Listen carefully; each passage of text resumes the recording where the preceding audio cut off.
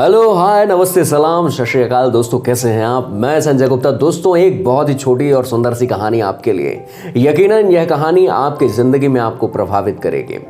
दोस्तों, एक बार की बात है, दो सगे भाई समंदर के किनारे टहल रहे थे। और जब समंदर के किनारे टहल रहे थे, वो दोनों भाइयों में आपस में किसी बात को लेकर बहस हो जाती है।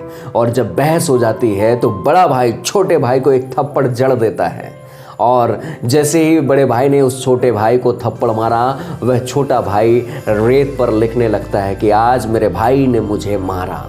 और फिर वह दोनों घर चले जाते हैं। अगले दिन हर रोज की तरह फिर वह समंदर के किनारे टहलने जाते हैं। और जब छोटा भाई समंदर में नहाने लगता है, तैरते तैरते वह काफ़ी गहराई में जाने लगता है, वह डूबने लगता है। और इतने में ही जब उसके बड़े भाई ने देखा, फौरन वह समंदर में कूदा और अपने भाई को बचाकर बाहर निकाल लिया।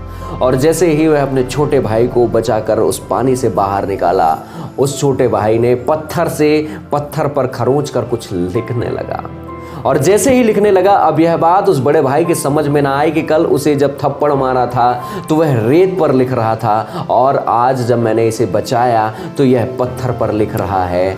आखिर क्या बात है। उससे रहा ना गया और उसने छोटे भाई से तुरंत पूछा कि यह तुम क्या कर रहे हो। कल तुम रेत पर लिख रहे थे, आज तुम पत्थर पर लिख रहे हो, ऐसा क्यों।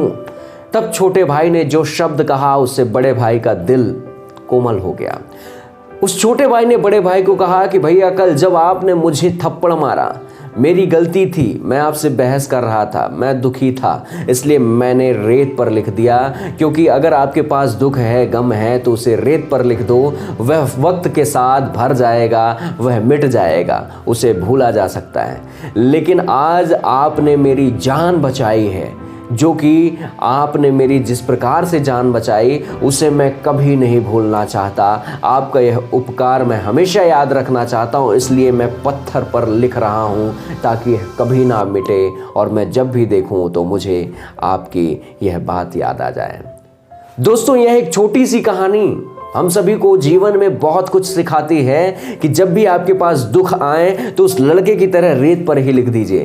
कहने का मतलब यह है कि उसे ज़्यादा जोर देने की ज़रूरत नहीं है अपने दिमाग में, उसे भूल जाना ही बेहतर होता है। लेकिन यदि आपकी कोई मदद करता है, यदि आपकी कोई सहायता करता है, तो हमेशा उस व्यक्ति को अपने दिमाग में रखिए, हमेशा उसकी उस भावना का सम्मान करिए कि आपके बुरे वक्त में किसी ने आपकी मदद की थी, उसे कभी भी मत भूलें। दोस्तों, यह कहानी आपको कैसी लगी। यह दो सगे भाइयों की कहानी थी और जो कि हमें जीवन में बहुत कुछ सिखा कर चली गई। दोस्तों, यदि आपको कहानी अच्छी लगी हो तो बहुत बहुत शुक्रिया, बहुत बहुत धन्यवाद। इस वीडियो के कमेंट सेक्शन में ज़रूर बताएं कि यह कहानी आपको कैसी लगी और आप कौन से शहर से रहने वाले हैं। बहुत बहुत शुक्रिया, बहुत बहुत धन्यवाद दोस्तों।